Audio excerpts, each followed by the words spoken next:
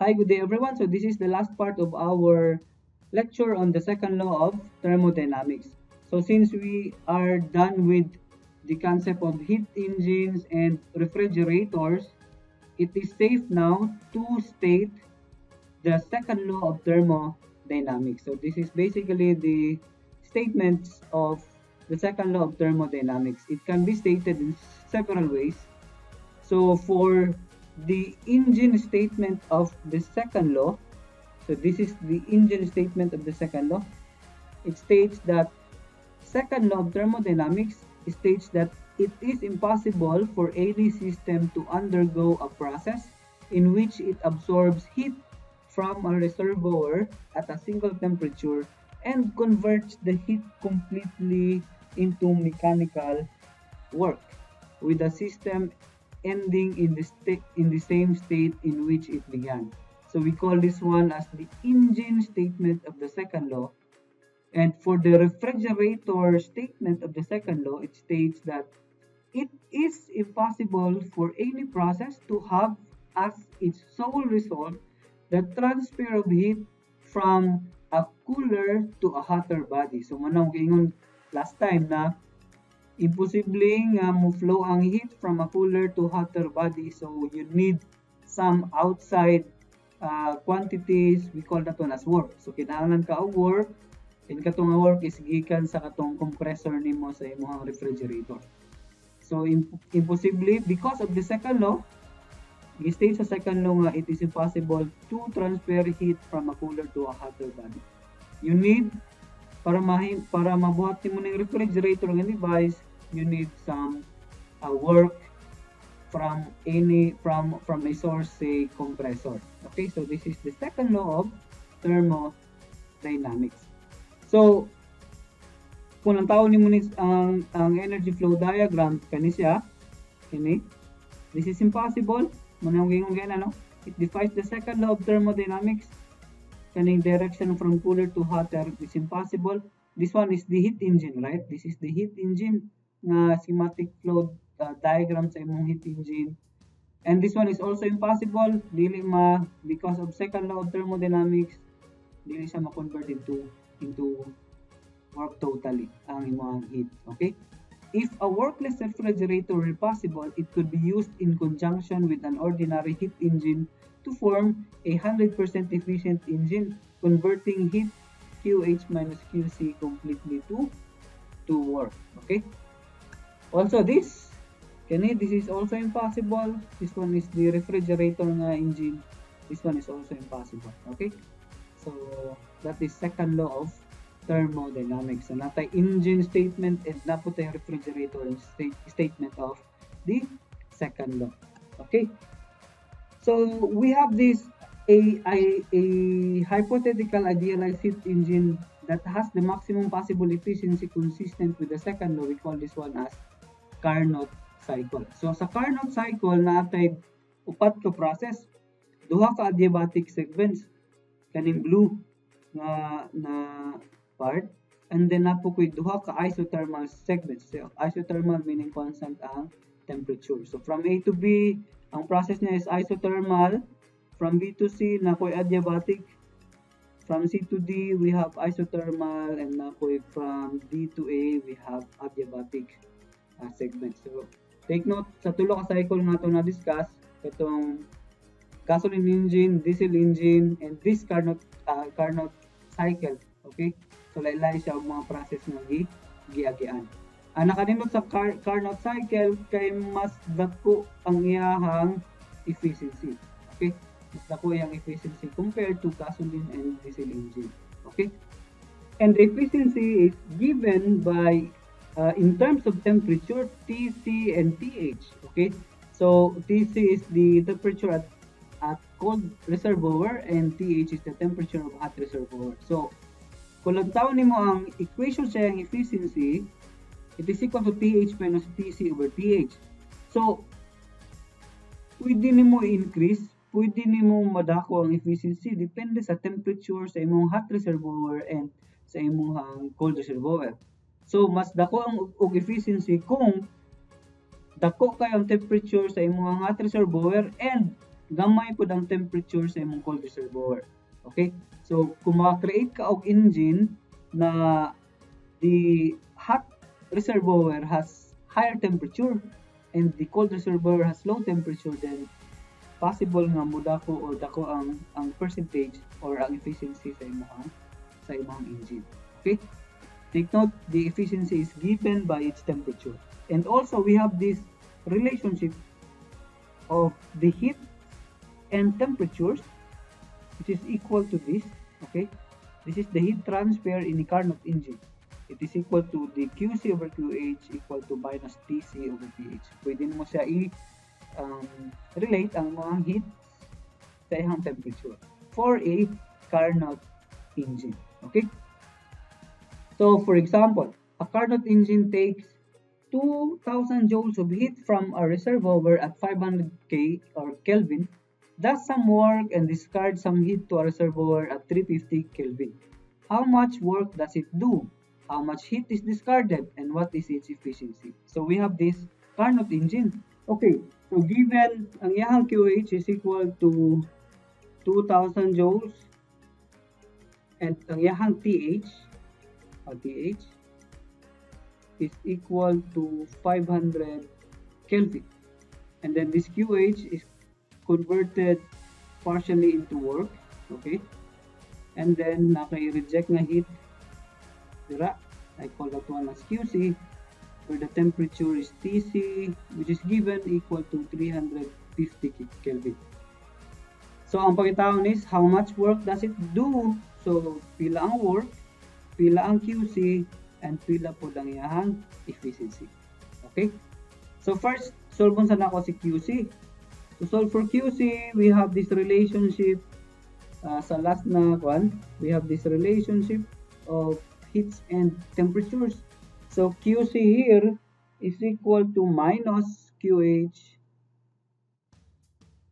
times TC over TH. Okay, so now it's TC times TC over TH. So this is minus 2,000 joules times the TC na 350 Kelvin over the TH na 500 Kelvin. So QC is negative. Negative because reject siya sa system.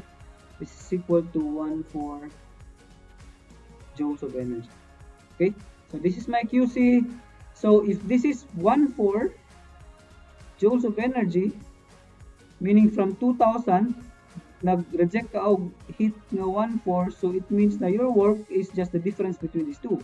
Okay, so therefore work here is 600 joules. So na koy work is equal to the QH, which is 2,000 joules minus the QC nga 1,4 joules.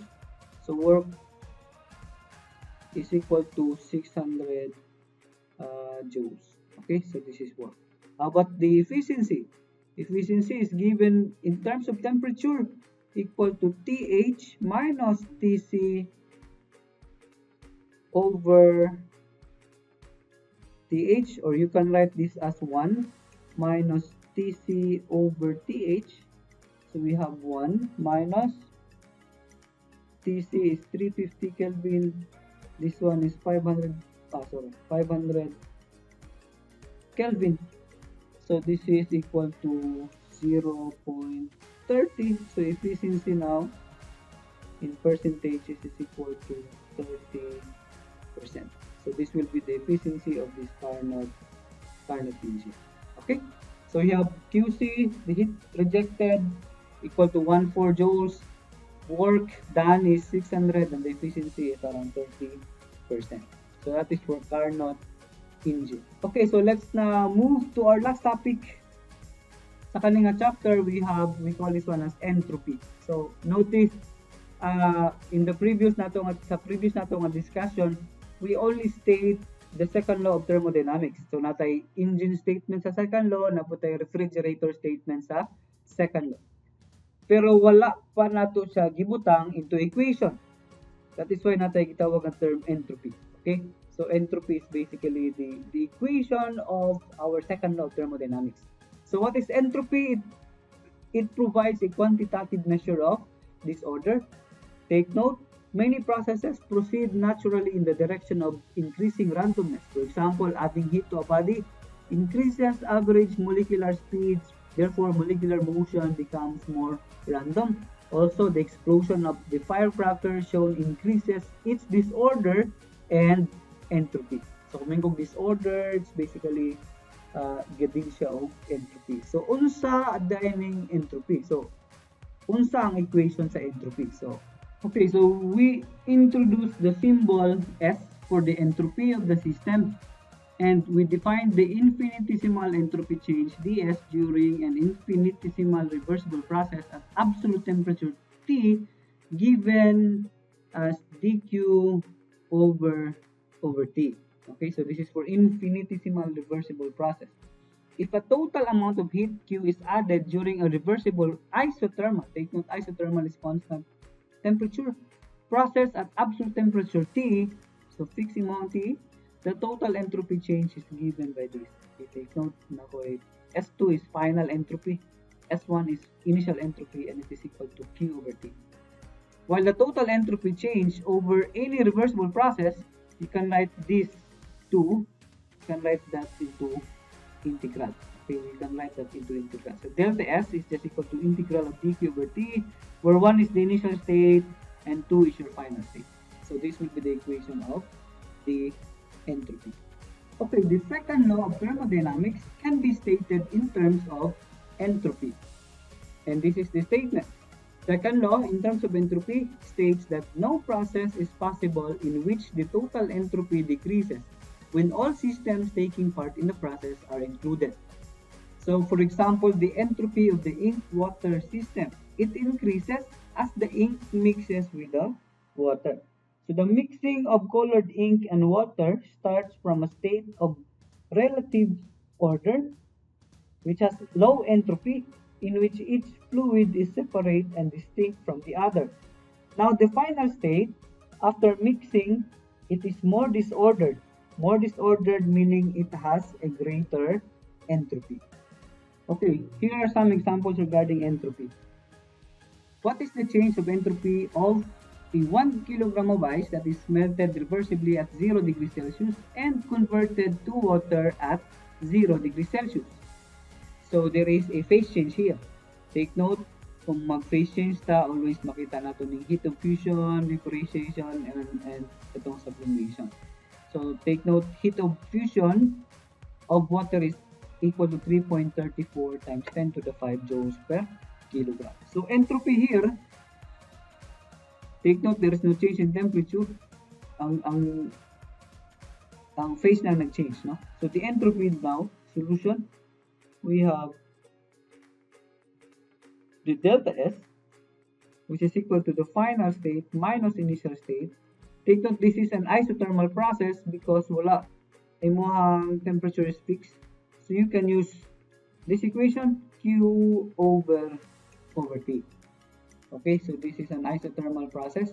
So the entropy change is just equal to Q over T. And ang Q lang ang ladari is the heat of fusion equal to the mass of this ice times the LF over the temperature, which is at 0 degrees Celsius, or this is 273.15 Kelvin. So therefore, delta S, the change of entropy, is equal to mass na 1 kilogram. LF is given 3.34 times 10 to the 5 joule per kilogram over temperature na 273.15 Kelvin. So take note, ang temperature must be in Kelvin. So this is equal to the change of entropy is around 1.22 times 10 to the 3 joule per Kelvin. So the change of entropy is positive. It means na mas disorder imong system kung i-change nimo siya from solid ice to liquid water. Okay? From solid ice to liquid water. Okay. Another problem, 1 kilogram of water at 0 degrees Celsius is heated to temperature of 100 degrees Celsius. So there is a variation of our temperature. There is no phase change.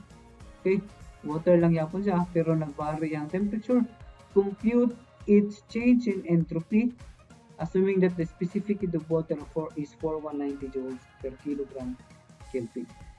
So solution, we have the delta S here is equal to, you cannot use Q over T because your temperature is not constant, or it's not an isothermal process.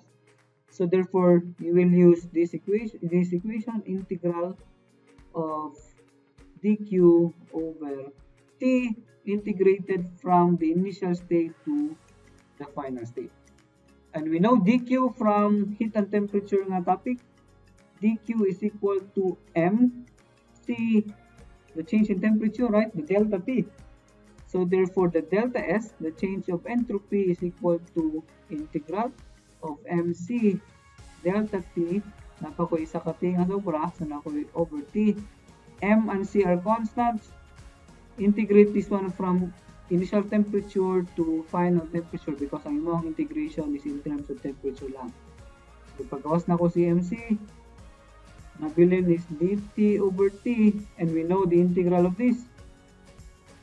dt over T is equal to ln. So nako ay MC ln of T integrated from T1 to T2. So therefore, delta S is equal to MC na ko'y ln of T2 over T1. Mass is 1 kilogram. 1 kilogram.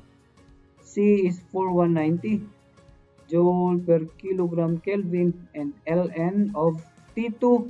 T2, your final temperature is 100.